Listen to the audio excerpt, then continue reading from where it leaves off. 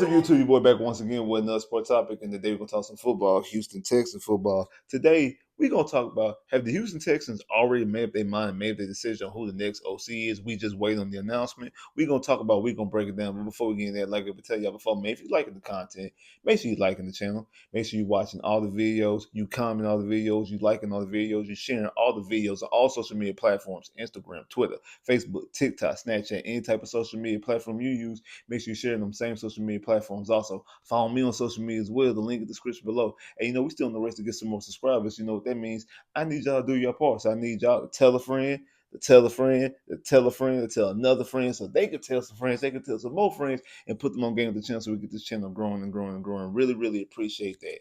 Now, let's talk about it, because I think the Houston Texans have already made up their mind and who they zero in on, who they want to be the next OC. Now, will he be the next OC? We don't really know, because we hear his name in other mixes as well. But I do think that the Houston Texans, the Miko Ryans and Nick Caserio, have made their decision already, and they are zero in on former head coach of the Philadelphia Eagles and the 49ers and current OC of Ohio State, the Ohio State national champion, Ohio State, and that's Chip Kelly to be the new OC.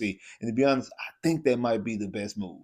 Now, it's not the move that it's not my number one move. I told y'all last time before, so go check out the last video. I told y'all who my number one candidate is. But I'm not gonna lie. I'm not gonna fake it. Like, going over some things, that this decision actually makes a lot more sense than I actually gave credit to before. And I'm gonna break it down and talk to y'all about it. I know we just yesterday we interviewed a couple people. We interviewed Gerard Johnson. We also interviewed Jeff Nixon, the OC out of Syracuse, Gerard Johnson, the current Texas quarterback coach.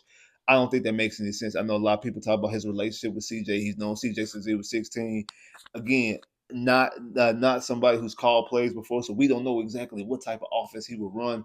And I'm gonna be honest with y'all. Like I said, I think the main thing that we need to have is somebody with some experience at calling plays.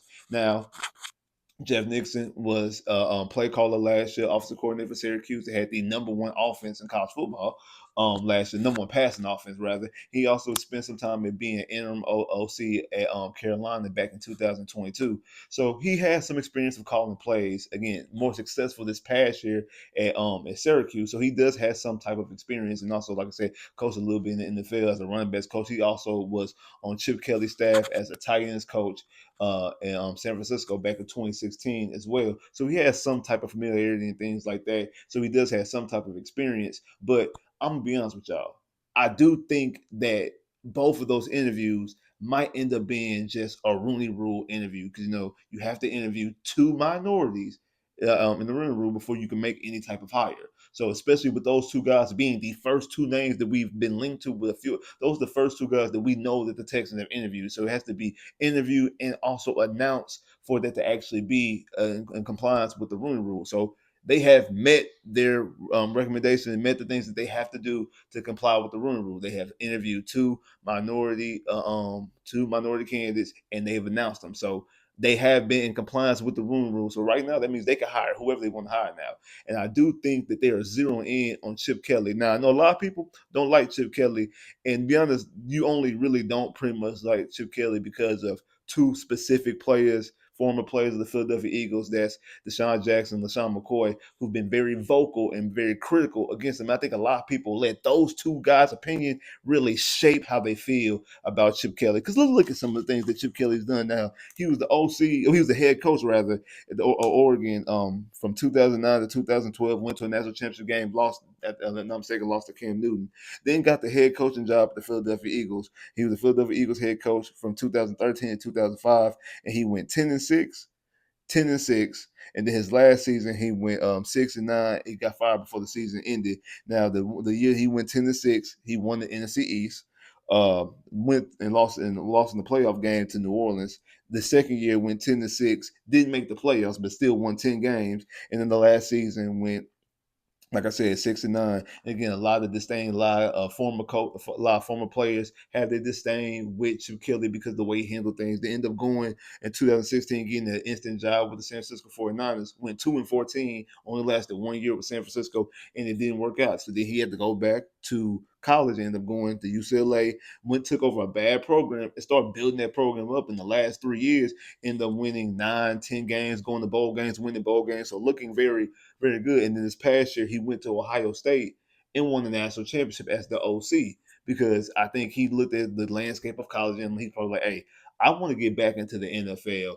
And me winning these games at UCLA is not going to do my recommend. It's not going to do what I need to do to get an actual head coaching job at the NFL. So let me go take an OC job, and let me possibly have to take an OC job in the NFL.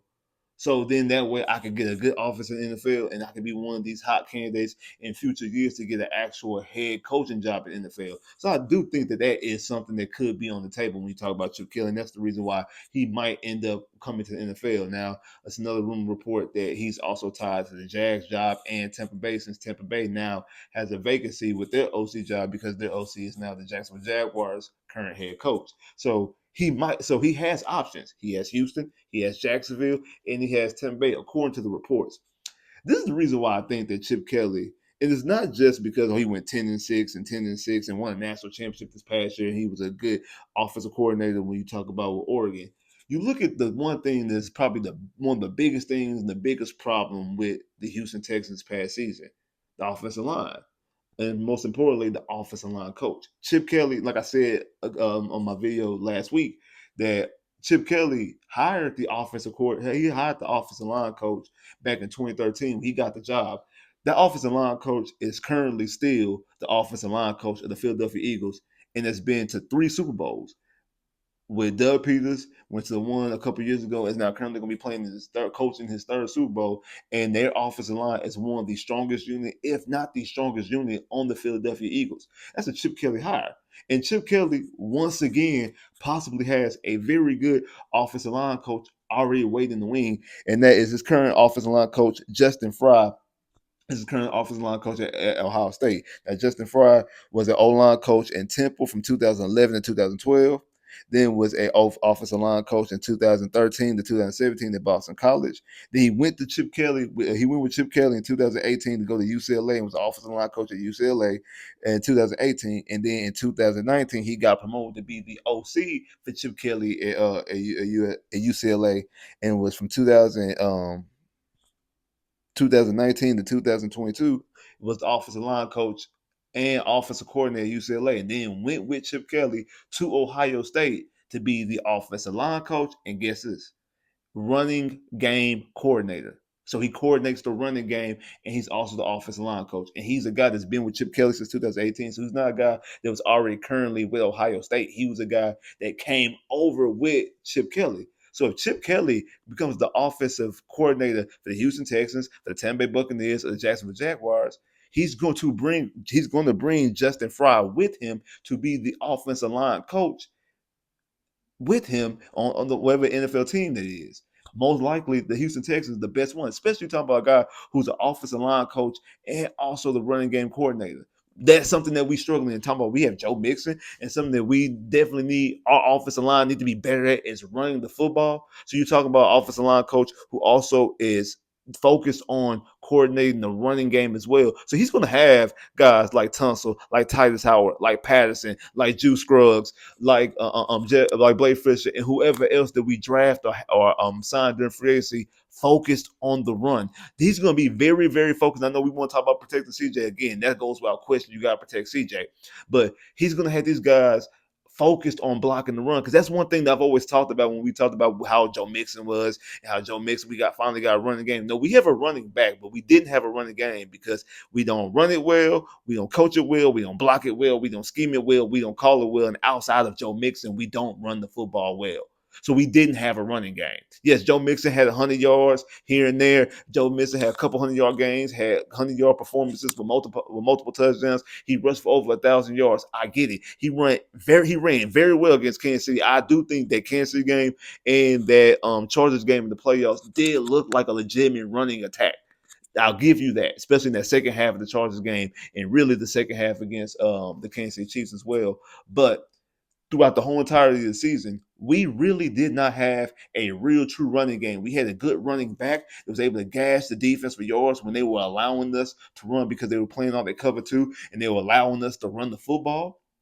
But when they came down to focus on the run, what they do, they were able to stop the run. And again, like I said, outside of him, we couldn't really run the football well. And Bobby couldn't call it well, couldn't scheme it well, couldn't block it well. And I do think that you hire Justin Fry to be your offensive line coach and also be your running game coordinator, which he has experience as, because that's what he was doing last year with Ohio State. They just won the national championship. He's going to have these guys and have this offensive line focused and buckle down. And that's the real reason why I do think that this Chip Kelly hire might be the Chip Kelly decision. It might be the best decision because of who we can potentially bring in to be the offensive line coach and help fix probably our weakest unit on the team is the offensive line. And then you also look at what he did in the playoffs against the seventh ranked team in the national in the college playoffs. They put up 72 points. Against the number one team in the college football playoffs, they put up 41 points. Against the third best team in the college playoffs, they put up 28 points. And against the fifth best team, they put up 34 points. So Ohio State didn't have an easy road. It just looked easy because they were able to go out there and put up all the points and look the way they looked and looked as dominant as they looked. Again, they went against the seventh team in the country, put up 42 points. They went up against, now that was at home, but they went on the neutral site against Oregon and really closer to Oregon because they played at the Rose Bowl, which is on the West Coast, that's closer to Oregon, put up 41 points against the number one team in the country.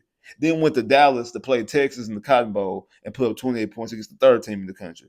And then the national championship put up 34 points against Notre Dame, which was the number 5 team in the country. So against the seventh, first, third, and fifth best teams in the country, they're putting up 42, 41, 28, and 34 points. Now, again, I understand it's college football. I understand they have a lot of talent at Ohio State. Their receiver Smith is probably the best receiver in college football. I understand that. I get that.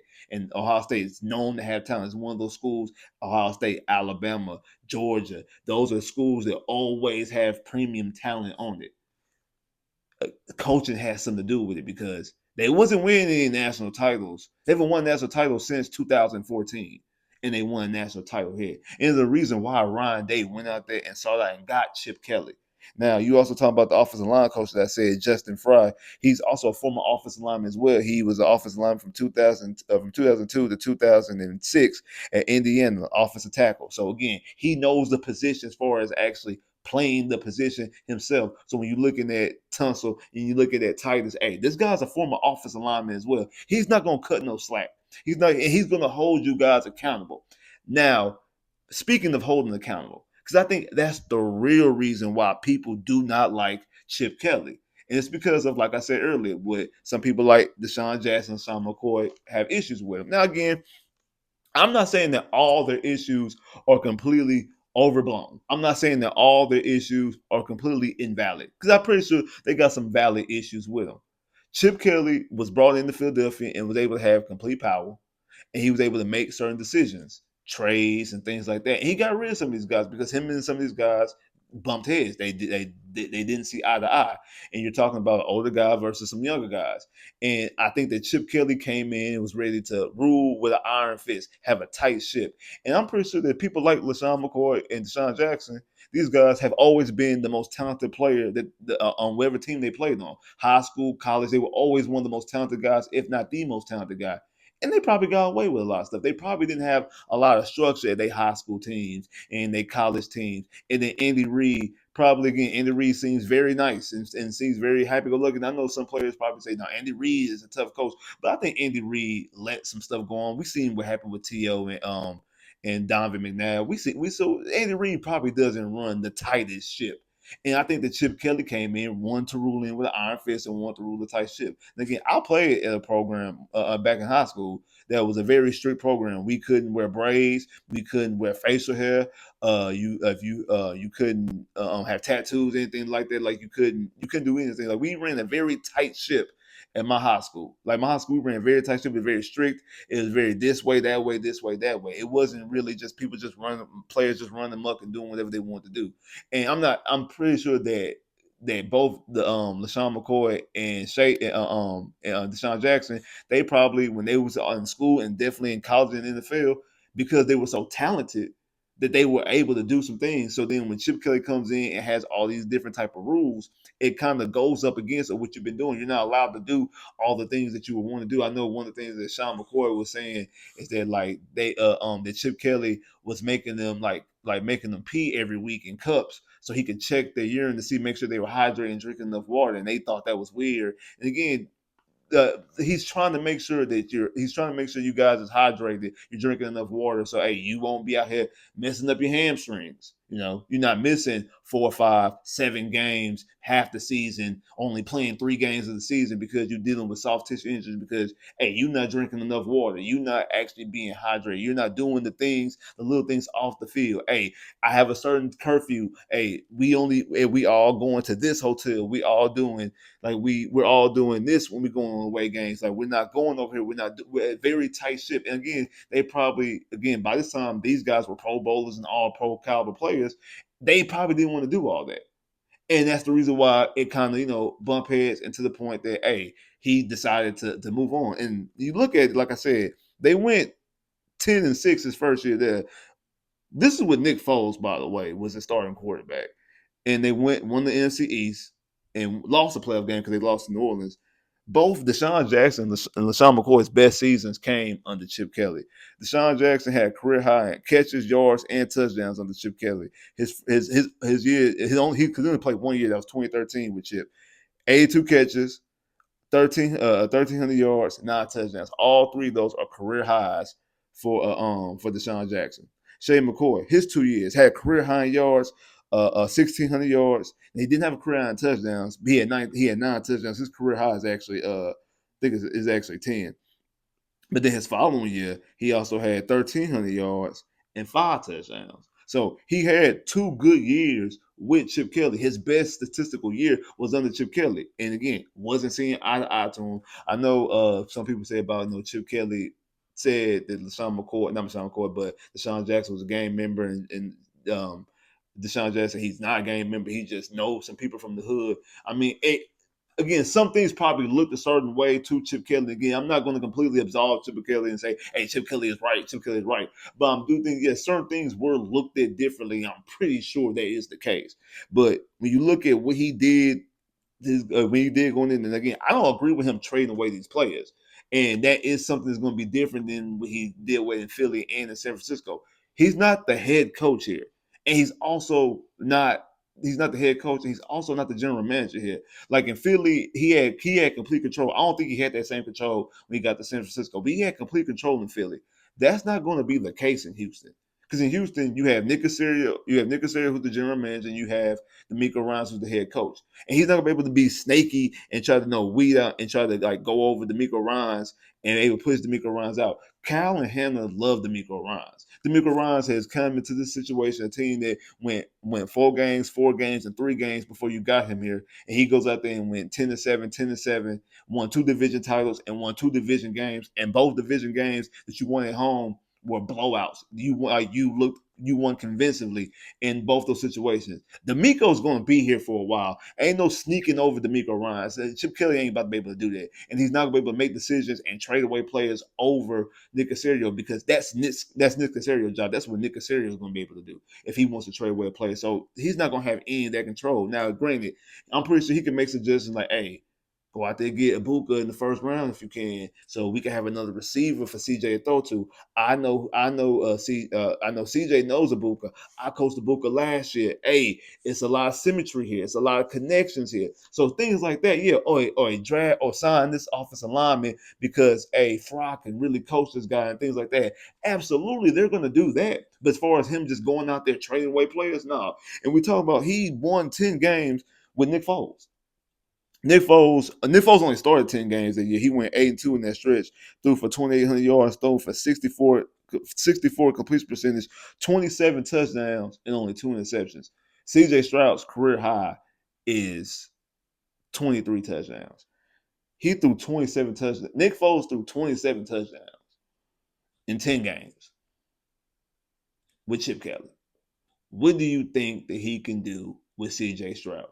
And what he's gonna be able to do with Nico Collins, and especially if they can go out there and get Ibuka, or if they go out there and get one of these free agent receivers that people have been talking about for the past couple of days.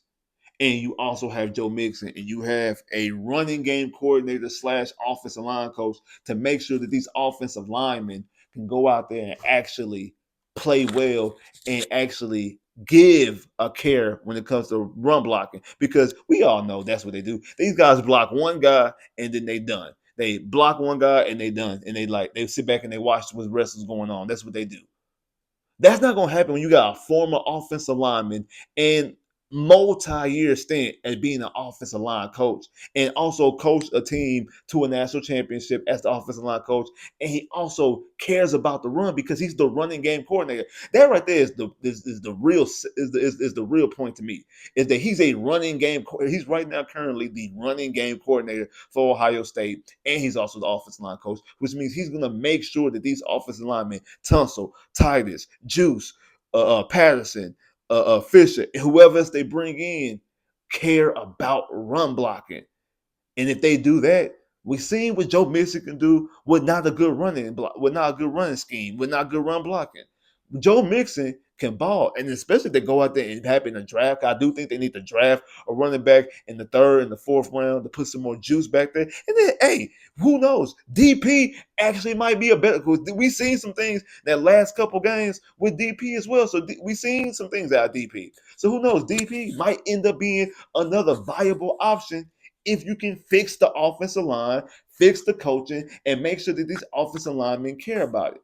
And at the end of the day, I understand where Deshaun Jackson and where Michelle McCoy is coming from. They have certain issues with, again, I would take what they feel with a grain of salt. Again, they obviously didn't like each other, have issues with each other to the point that he traded away. And I do think that's part of the reason why he got fired in Philly. Kind of like Bill O'Brien. You had too much control and you squandered it. You messed it over. You traded away great players because you couldn't see eye to eye with them. You couldn't find the middle ground. But then also some people need structure.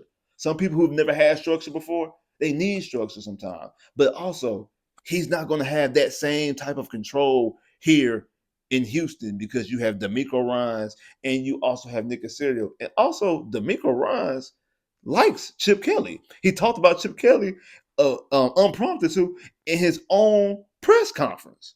His press conference when he got hired as the Houston Texans head coach, he brought Chip Kelly on his own. Anybody asked about Chip Kelly? He brought Chip Kelly on his own. Over the summer when he was on Club Shay Shay with Shannon Sharp and Chad Johnson, he brought him up then.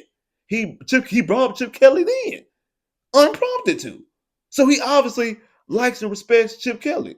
So we're gonna take what Deshaun Jackson and LaShawn McCoy think about, or our current head coach. Which one you think holds more weight?